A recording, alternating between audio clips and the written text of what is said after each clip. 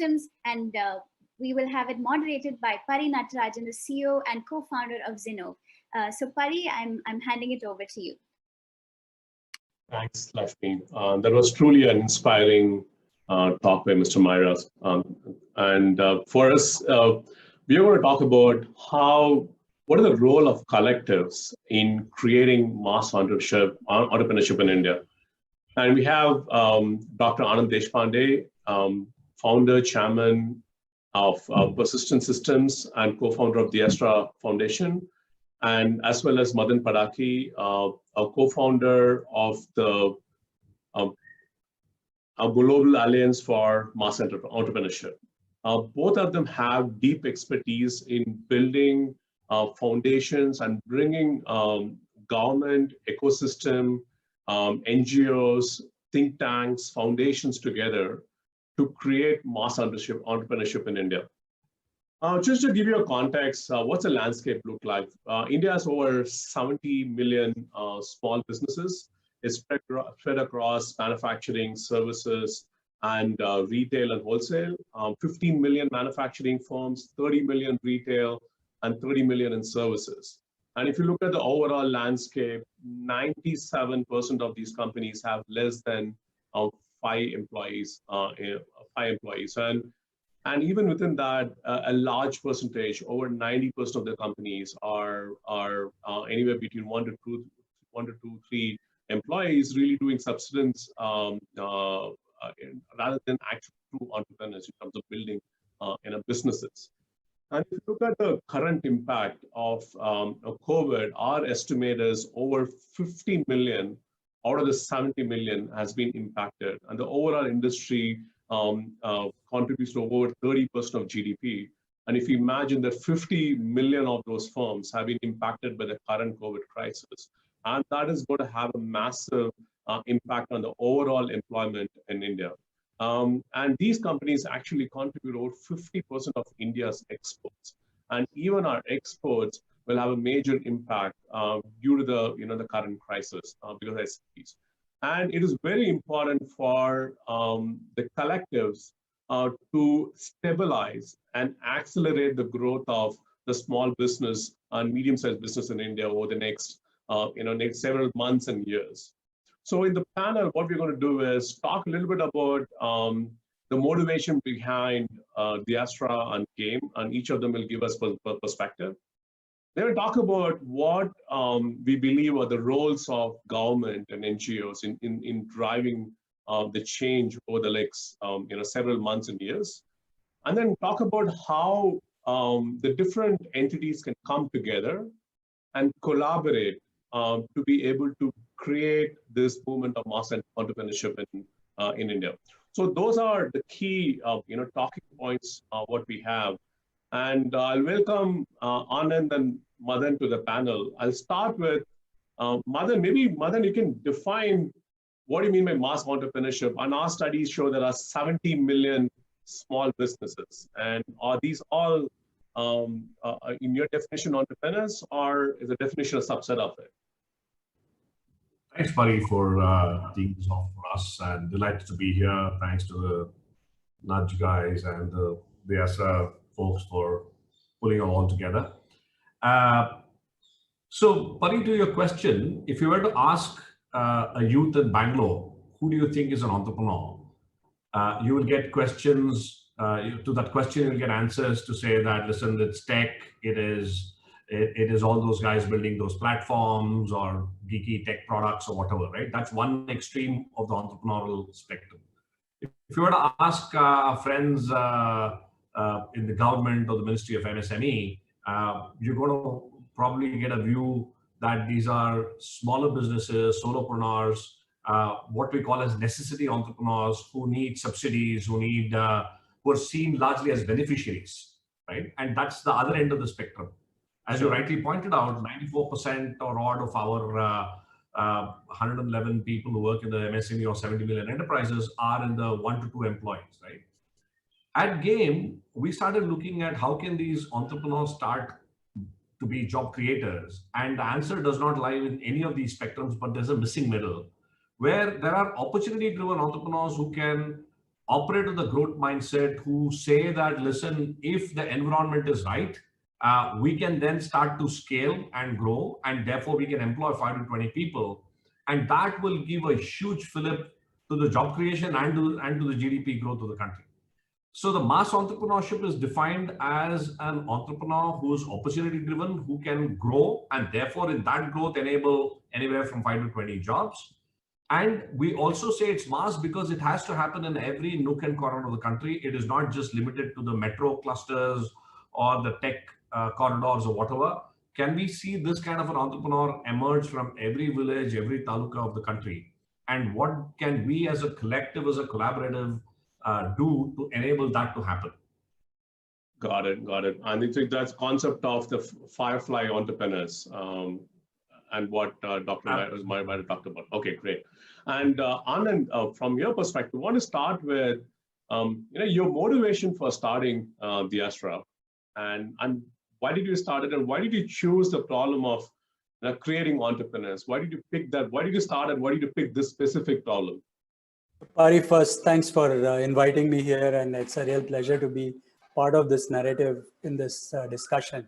So, I started out mainly doing Persistent for the last 30 years, and about 5-6 years back, I sort of had this thing that, having reached a point of, sort of middle age in some sense, trying to think about what is a good problem to make a legacy option on, and we created a family foundation called The Asra Foundation. So it's a family philanthropy foundation in some sense. And when you do that, the idea there is to try to find one big problem that will last many years, say 25 years. And clearly employment and jobs is really one big problem that I think India needs to address. And that sort of got us thinking about how do we create jobs. And when we started to look at jobs and job creation, it was very obvious that job creators is where we need to focus on. So what we found from where our sort of vantage, we are in Pune, which is a big urban area. So we found that urban entrepreneurs, there is a lot of growth opportunities there. There is no reason why every tailor in the city needs to feel so different from each other. So is it possible to help these small businesses with their processes and activities so that they can be super efficient and effective? And if we can get them to do that, what we found is that these small self-employed entrepreneurs is how I call them. They are very easily able to grow their businesses from 1 or 2 to 15 and 20.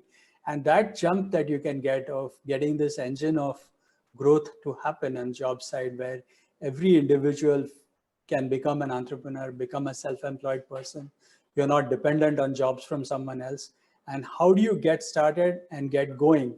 And can we as a system of partners, ecosystem, NGOs work together to ensure that these small businesses don't fail? And how do we make them super successful so that they can deliver their growth on a case individual at a time basis? And that's really our motivation for The Asra, and that's the platform that we have created. And what I'm very excited about with the partnership that we have with GAME and others is that there are many like-minded NGOs or non-profit social ventures all around, and we are trying to work together to see how to make sure that this 70 million small businesses are very effective, successful, and delivering to their promise and growing on an ongoing basis. This is the real growth engine for the world and for India as well. And Anand, just to give can you give an example in terms of what has been the impact, some stories in terms of the companies The Astra Foundation has been able to help? Is it more in terms of starting a company, or to Madan's point, moving from 2 to 3 employees to get to about 10, 20 employees, or 10x growth in some level? Yeah, so we have lots of stories. We have now about 70,000 plus businesses that we have supported in the last few years. And what we do through the platform is quite, helps them to get past the first level. I'm going to give you a few examples. So I have this lady that we are worked with called Meenal, who runs Sakhi Beauty Parlor in a small suburb of Pune called Loni Karbor. And in that area, there are lots of students who are, staying as paying guests or in shared apartments because there's colleges around there. Now, clearly this lady is providing a beauty salon and a beauty service. So her business grew significantly by starting to understand that her market group is students, they are on Facebook and social media. She should be on Instagram, on various other things, because that's where these students are hanging out. So we helped her create a simple program to help her push her beauty salon services on social media. And that really saw 3x to 5x improvement in her number of people who were coming to her. And now she's catering to younger students. So, you know, the pricing and how do you kind of track them and how do you go back to them? When do you go? So timings, where do you meet them? So all of these things are very specific to these kinds of industries, depending on the different kinds of communities that they are operating in. So we have examples of this on helping them with marketing, with sales, finding locations, finding compliance, and all of these kinds of things. And one other point I want to point out, and this was something that Dr. Arun Maira also mentioned, the Hare Krishnas don't necessarily come up with a plan. They're not spending 3 years or even 3 months in a curriculum class that they know everything what to do. These businesses just happen. And once they happen, they are very fragile in some sense, because these guys don't know exactly what to do. They're at the mercy of a whole bunch of people, customers, money lenders, government, all of these guys. And trying to make sure that they can be robust and be sort of get past those simple holes that they're going to find really makes the success happen. Interesting. So there's a lot of basic bottlenecks they face in the simple things, lots of simple things that, you know, would be obvious for someone who were to sit back and think about them. But if I'm a small food counter that is running something like we ran with a restaurant, again, same kind of things, fine tuning the menu, depending on the locality, helping out with putting the menu in a nicer format.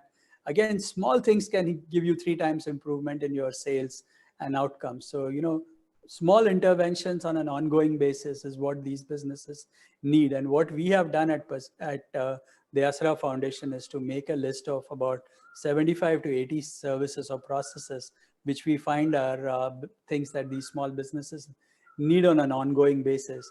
And we have templated them and they are available online. So people who get stuck, we have something for them to get out of the, you know, meaning get unstuck in some sense. Very interesting. It's almost just in time to support them as they face these bottlenecks. Madan, from your perspective, what has been the motivation of starting a game? And you had several initiatives you spearhead, but why game, and what has been the impact so far? Sure. So when Ravi, Mekin, and I started discussing this 2 years ago, interestingly, all of us had worked together in one form or the other. We were a part of Social Venture Partners in Bangalore and at the India level as well. We had conceived something called as a Million Jobs Mission. So this whole aspect of where are the job creation engines for the country was playing heavily on our minds. Interestingly, both of them are also angel investors in the social enterprise that I run called OneBridge, which is all about creating entrepreneurs in the villages. So one question that was always playing on my mind was that, listen, in the social enterprise that I run, what is the biggest impact that we can do? Maybe we can reach 100,000 entrepreneurs in the next 3-4 years. But the need of the hour in the country is like 150 million. That is the number of youth who will enter the workforce in the next 10 years. They'll all be looking for jobs in the traditional sense that we speak today. And where are the jobs for them? So when we were discussing on this issue, that's when we realized that, listen, maybe there are 1,000 models out there. Maybe there are 1,000 variants of these models that need to come up. But there's no single place for anybody wanting to create an entrepreneurial movement or a model to go to. So that's how GAME was conceived, saying, can we be the go-to for all organizations and all ecosystem actors, right? From governments to the fantastic work that the Asra is doing, to a lot of work that individual NGOs are doing on the ground, to academic institutions, to corporates. Can we create a platform, so to speak, where everybody can come, learn together, can do experiments, pilots together, can accelerate the learning process, can we, and then collaborate with each other? You know, as Anand was speaking, if you can then add dimensions to the impact that the Asra is doing. What if all of the 70,000 people were to be given an access to a wide mentoring network? What if they were given access to not just create employment for themselves? What if they were able to create internships for youth in their communities, right? What if they were able to access government schemes at the tap of a button? So then if you start surrounding other solutions and other solution providers around solutions that are working, then the impact is multiplied significantly, right? So that thought process led us to the dream about 1.5 years ago, where it took shape, that let's create an alliance. So the most important word in the Global Alliance for Mass Entrepreneurship is the alliance, that we need to operate as an alliance. Game in our minds clearly is not an organization, but is a network. Is a network of all of us who can come together, learn fast, fail forward, right? And figure out how can we solve this humongous problem that we see today of creating jobs and creating equal opportunities for everybody. And Madan, one is the alliances you could form all of this, right? But how does it make an impact at an individual entrepreneur level? How do you measure it? And do you have examples of how game is impacting specific entrepreneurs? And you mentioned about growing 10x. That's great growth. That's what VCs look for. And you're looking for that in SMBs, small companies. So how does it work? So we look at impact at two levels. One is, of course, in our mission statement, we've said game has to catalyze an entrepreneurial ecosystem that can create 10 million new mass entrepreneurs, creating 50 million jobs. Half of them should be women. That's what we've said. But we clearly know that it has to happen at the next level, where we are able to bring in hundreds of ecosystem actors together, right? And we are able to contribute towards the mission. So when we do not work directly with the entrepreneurs as game, as an organization, as a secretariat, we work with entities that work with entrepreneurs. Okay. Right? Now, there are several things that we're doing both directly and at the organization, at the secretariat, at the alliance level. Take, for instance, in Bangalore, as an example, we have actually taken on a women entrepreneurial task force. So the task force has about 10, 15 odd ecosystem actors, right, from government to committed individuals who want to see entrepreneurship happen, to corporates who are supporting this whole journey. And we ran a program called Futurepreneurs to identify stories. So one of the things as a pillar, so if I were to just step back, at Game, we believe that to create an entrepreneurial ecosystem, 5 things have to happen over a period of time. One, you need to make mass entrepreneurship aspirational. Today, if you go out of the metro and ask any kid, what do you want to be? 9 out of 10 chances you'll hear, I want to become I want a government job. I want to become a policeman or an inspector, whatever that is, right? So the narrative is still very government job-led because that gives security, right? In 10 years, can we change that to say, I want to become a mass entrepreneur? Can we make mass entrepreneurship aspirational at a local level? 2, how do we embed entrepreneurship into the curriculum of schools itself? One of our partners, Make runs Udyam, and Udyam has been instrumental in working with the government of Delhi to embed, to create an entrepreneurial mindsets curriculum, and 7,20,000 kids across government schools in Delhi are undergoing this curriculum on a daily basis, right? How do we make that happen with every kid in the country? 3rd, how do we make sure that a kid coming out of a college is able to get onto a path of being a job creator than a job seeker? What virtual incubation facilities can we create in every district, every taluk, to make that journey? So how do you address it early in the grassroots itself before they actually become okay. Exactly. Jumping on to, you need to work at a deeper level. Got it. Just going on to Anand. So Anand, you've been having this journey over the last few years, and we talked about collectives and how all of the different parts of the ecosystem has to come together. But even today, I mean, so what are some of your frustrations? For example, government just continues to focus on how do we create another TCS, other 500,000 employee companies in the country, and what has been your frustrations and challenges as you go through this with the overall ecosystem, be it government and other NGOs and others? I think you know these, these quite well, Pari, and maybe you should also comment a bit on this topic. But you see, the thing is, lots of these small businesses don't know what they're doing, and the government actually misses out on this group.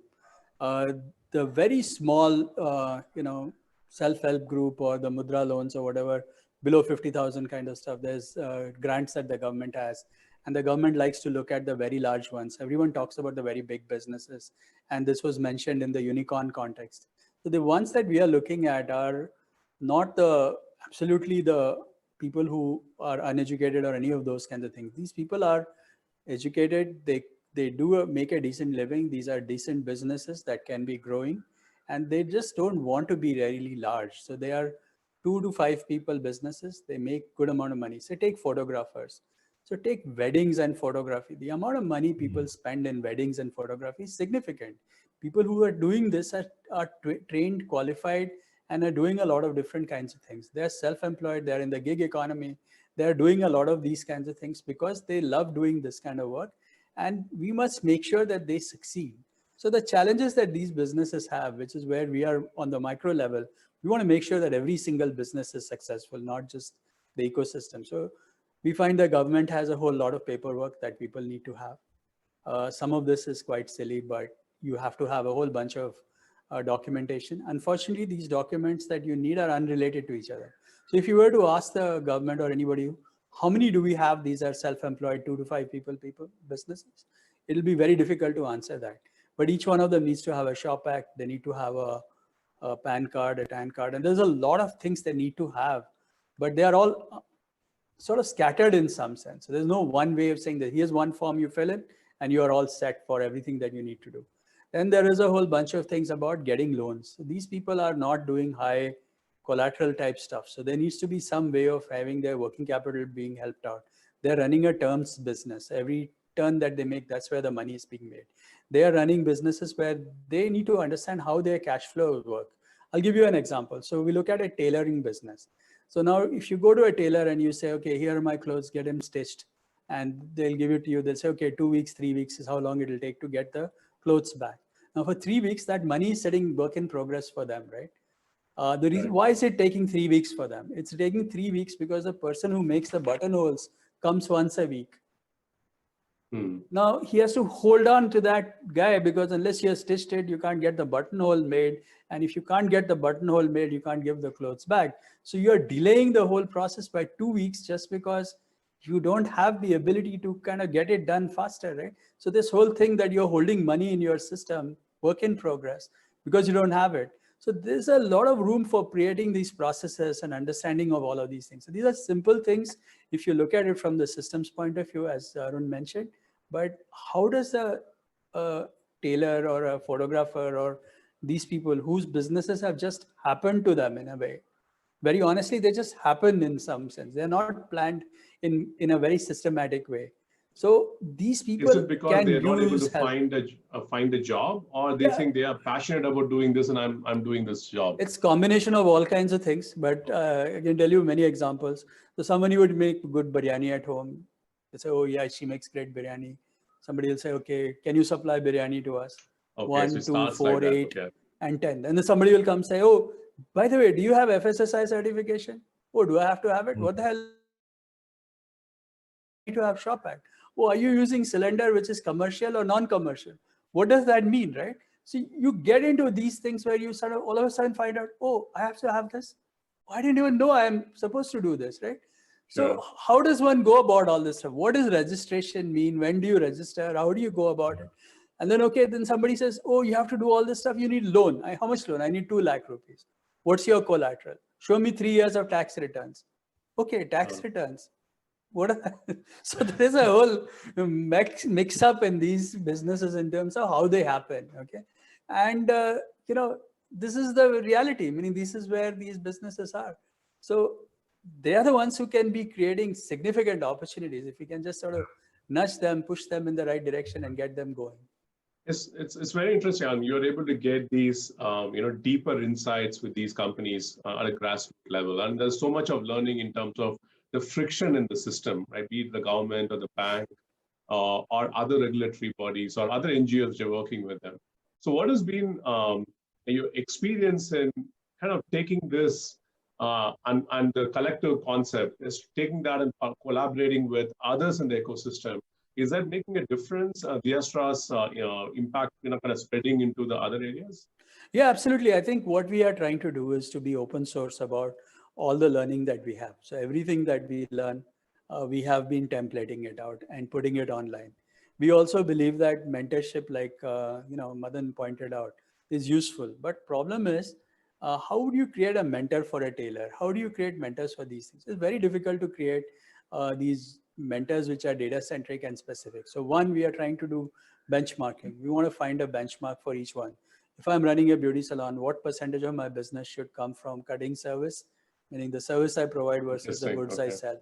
So these kinds of things we are trying to create benchmarks. Second part of things that we are trying to make is we are trying to template all these things and make them available, including what guidance you should provide. So what we have done in the last few months, just to give you a specific thing. So we have partnered with Deshpande Foundation in Hubli. So we've told them that, hey, we have all this stuff, use it, okay? If you find something that you build out, let's share it. So whatever else you create, we'll use it. Okay. So let's at least share what we have. We have similar goals. You're operating in Hubli, we are operating in Pune. You can do Kannada, and if somebody comes Kannada, we'll send them to you. So this has been one example of a close partnership that we have had for the last 6 months to a year. Another one I'll explain to you is a partnership we kicked it off. Unfortunately, COVID slowed things down a bit. But this was in Odisha. So Puri had a devastating cyclone. So the minister and other people are very keen to see how to create temple-oriented businesses. So we have built out templates for temple-centric businesses. So these are businesses such as, so if you look at the temple complex, there's a prasad to everything else that's sold. Right. Then there is tourism, there is handicraft. So there's a bunch of things around Puri that are very significant in that area. This can be replicated you take it into Madurai or take it to Varanasi. There's similar ideas there. So how do you create these small business templates so that can be appropriate for the temple businesses? So we are working with the Indian Institute of Entrepreneurship in Guwahati. And they have worked with us to sort of say, okay, how do we create local partners in Puri who would help these small businesses to become very efficient and effective? And how do we understand the ecosystem, and how do we create electronic payments, digital payments, to digitalization of the business and everything else that is needed for these temple related ecosystem to be successful? Because that's where the real, the local ethos is, right? Very interesting. So you're able to take the services concept you have built in Pune for a Astral or a restaurant, but the concept is similar, even in a temple ecosystem and the services around it, you're able to apply some of the learnings for another. Yeah, and the templates, right? So whatever templates we have built out, whatever we have process now. So the temple guys are taking it with us. We are working with this, as I said, the Indian Institute of Entrepreneurship in Guwahati. And they have worked with us to say, okay, what does the specific things that a temple business looks like? How much money should they be making? How much do they loan? How much do they make every day? What are the benchmarks and other numbers for the temple businesses? And once we get that right, hopefully we can replicate it in other temple towns. So Ujjain, Nashik, so there is a significant business in and around certain temples. And there's this small economy around that, microcosm of that stuff. Interesting. So adding on to what Anand said, Madan, if you look at the Diastra Foundation and Deshpande Foundation, how they collaborated, or the one with Puri, and that's really what you're trying to do in scale, right? In terms of creating this collaboration alliances. Give us in terms of how is it going to work, getting Diastra Foundation and Deshpande together. There's something they have done it. Being part of a game alliance, how is it going to elevate that? So give us some view in terms of what the vision is and some ground level examples. Sure, Pari. So the vision really is how do you take learnings from every ecosystem actor and apply it at the local level? One of our big learnings has been that entrepreneurial ecosystems have to be local, like how we was talking about an ecosystem in Puri. Yeah. Right. So if we want to create a local ecosystem, so imagine a local bank manager, a local police inspector, harassment, as he was talking about, of small businesses is rampant, right? How do we get a local bank manager, a local police inspector, a local ward councillor, maybe retired bank managers and NGOs all coming together to create a network of entrepreneurs at the local level where the entrepreneurs are learning from one another, are getting support from the community around them and are able to thrive in that community. That's how an ecosystem gets built. Sure. Right? The vision for GAME is that we envision that every district, every taluka has a thriving ecosystem, and we need to do 3 things to make it happen. One, we need to accelerate learning. What we're realizing when we did the meetings is that Deyasra would have done a variety of things and learned stuff, but there'll be somebody in Madurai who's trying something similar without even knowing what Deyasra has done, and they'll be wasting a lot of cycles in figuring that out. Yeah. Right. So yeah. how do you disseminate learning, and how do you capture knowledge and disseminate that? Got it. Right. Got it. Secondly, how do you build these collaborative partnerships? In the task forces, we're able to bring together various people together who probably have never spoken before. In fact, we did one collaborative meeting in Anand's office in Pune, and it was funny to realize that there was an entity involved in doing apprenticeship for entrepreneurs, and there was somebody else who were working with entrepreneurs. They were 2 roads away, but they had never met each other. Right. Sure, So just sure. bringing it and catalyzing these conversations itself. Yeah. Is good. And the third level that Anand was talking about is how do you influence this at the policy level? Right? Mhm. How do you do this at the state, at the municipal, and at the national level, so that the ease of doing business, right?